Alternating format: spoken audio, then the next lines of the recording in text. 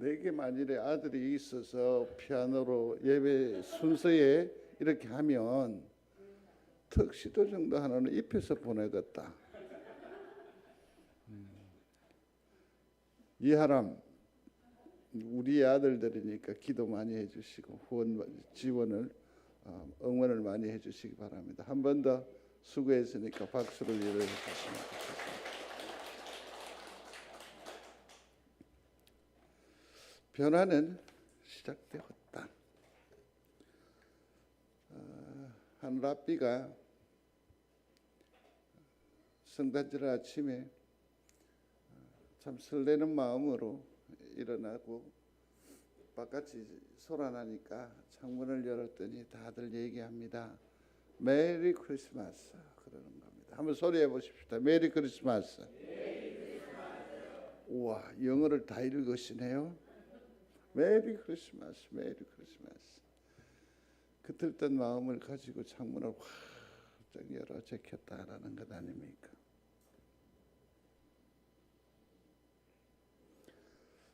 사방을 훑어봅니다. 그러면서 그가 창문을 열면서 이렇게 소리합니다. 오기는 뭐가 와. 오기는 뭐가 와. 정말로 메시아가 왔다고 한다면 세상이 이럴 수는 없다라는 겁니다.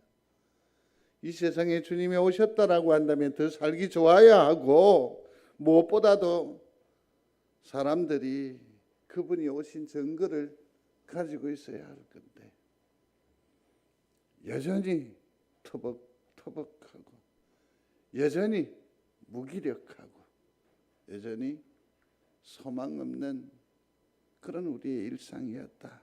그래서 투덜대는 거지요. 근데 봐, 이 세상은 조금도 바뀌지 않았고 내 인생도 달라진 게 없지 않냐. 성도 여러분, 제가 아침에 사모하고 이런저런 얘기를 하는 중에 제가 이 땅의 존재감, 그러니까 의식을 갖고 손꼽아서 헤아려본 성탄절이 최소한 56, 7, 8번 안 되겠습니까? 응? 그래서 여러분들에게 예스럽고 조심스럽게 한번 물어보고 싶어요. 솔직히 오기는 뭐가 와? 이게 여러분들의 심사는 아닌지요? 우리의 심사는 아닌지요?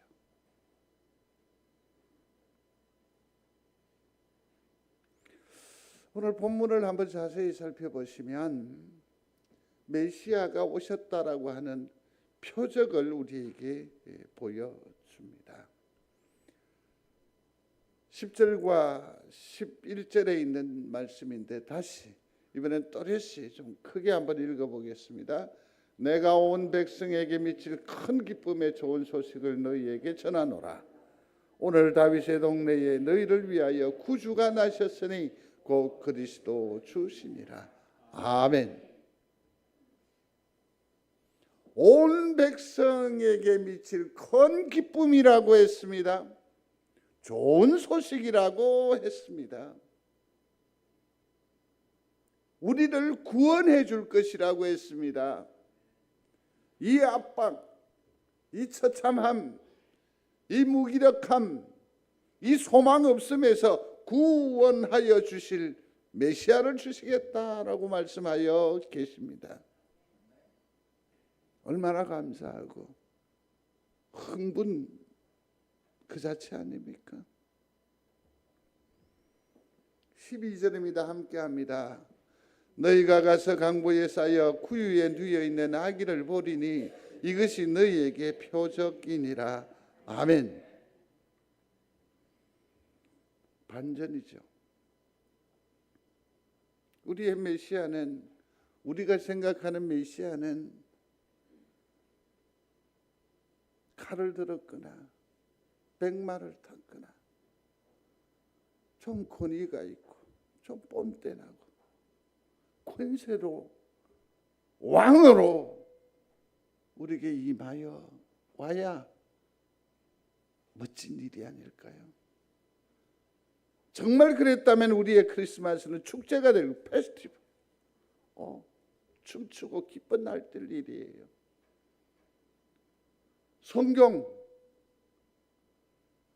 처음에 성탄절에 이 분위기는 완전히 반전.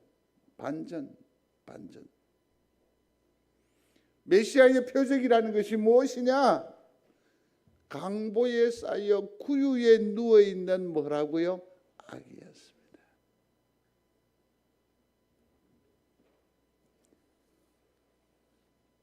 강보, 이 표적이라고 하는 것은 표시라는 말이거든요. 사인이라는 말이고요. 다른 말로 말하면 샘플이라는 말이에요. 이걸 보면 진짜 배기를 알 수 있다라는 거지요. 샘플. 강보에 쌓여 구유에 누워있는 아기라고요. 참 보잘것없잖아요. 강보에 쌓였습니다.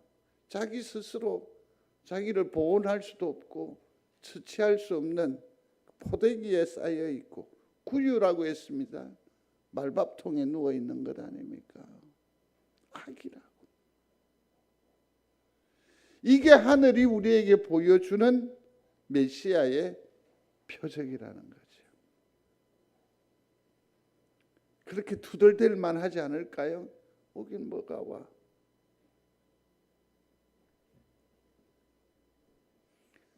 이처럼 누추한 모습으로 온 메시아를 세상은 거부합니다. 우리도 사실은 마음에 그렇게 들어하지 않습니다.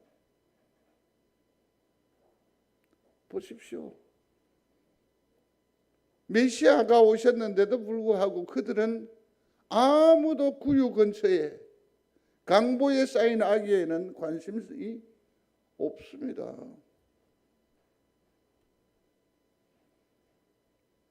여기에는 무엇이 필요하냐면 믿음이 필요합니다. 뭐가 필요하다고요? 믿음이 필요합니다. 믿음이 필요합니다. 믿음. 사랑하는 성도 여러분, 아주 예스럽게 조심스럽게 여쭤보고 싶습니다.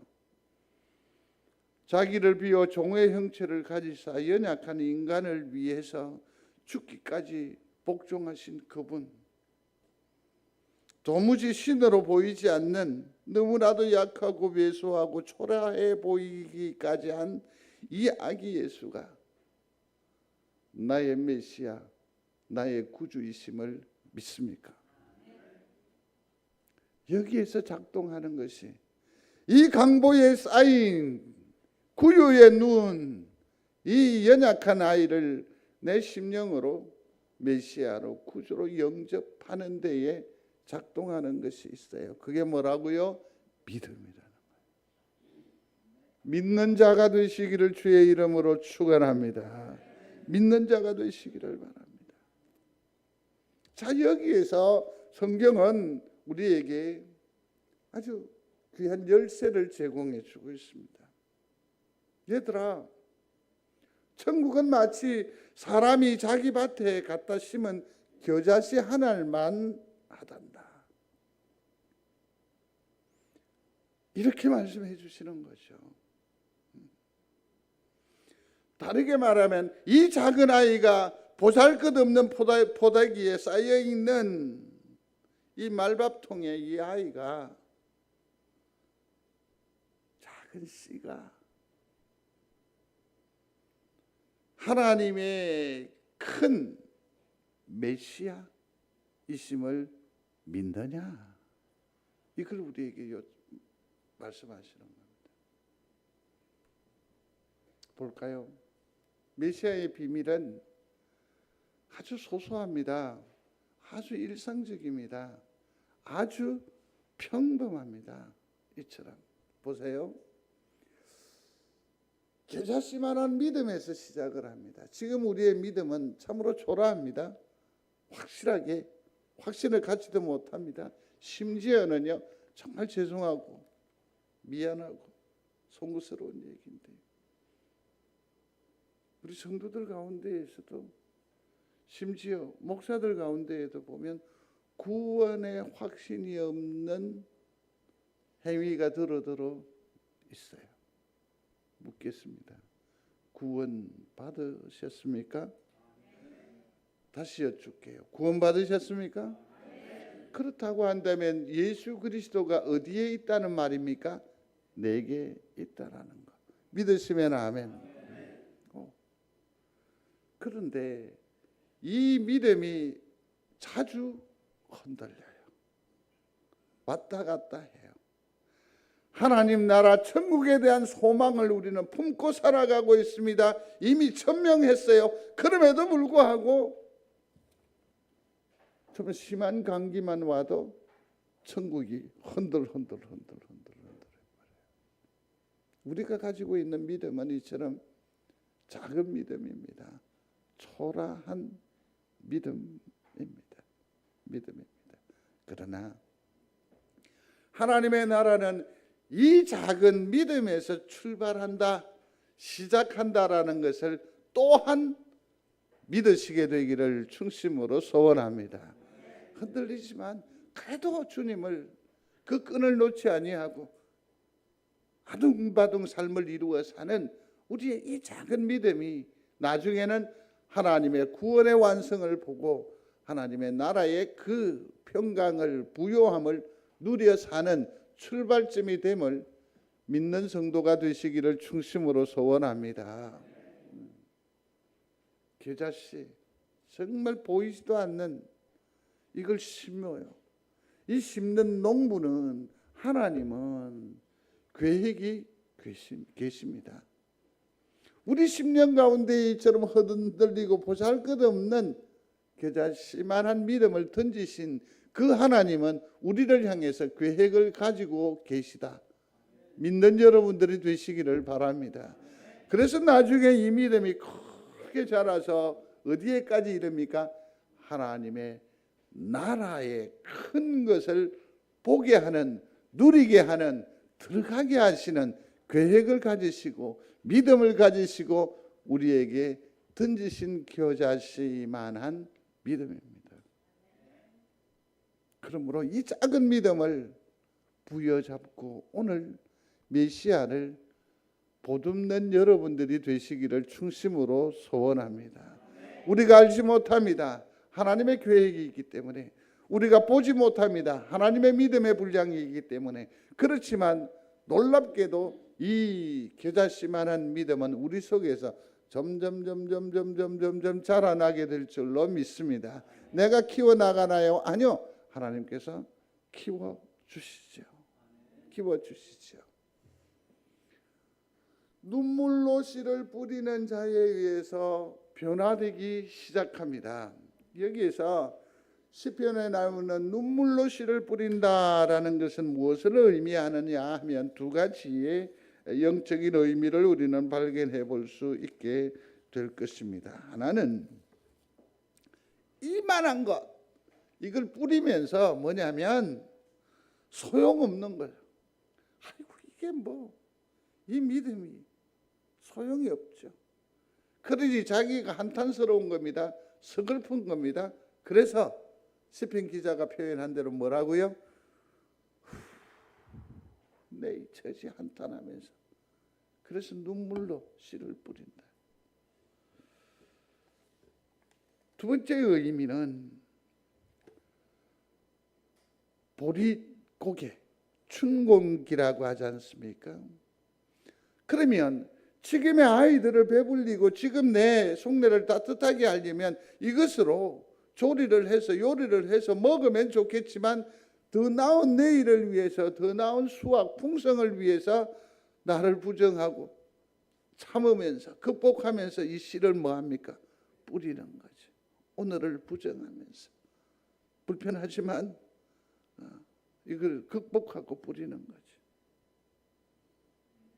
그런데 이 두 뿌림에서 우리는 기대할 수 있는 게 뭐가 있습니까? 이 씨는 누가 자라게 하신다? 하나님이 자라게 하신다. 그래서 이 뿌림의 의미는 믿음을 의미하는 겁니다. 우리가 이 땅의 삶을 살면서 믿음의 사투, 이게 바로 눈물로 씨를 뿌리는 겁니다. 내 심령 가운데에 하나님께서 이 씨를 점점 내 속에서 자라게 하여 주시는 줄로 믿습니다.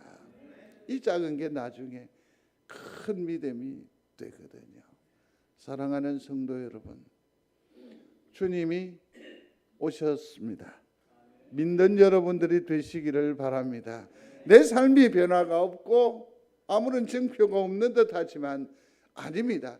믿는 그 믿음이 내 속에서 점점 자라나서 조만간 하늘 평강을 맛보게 될 줄로 믿습니다.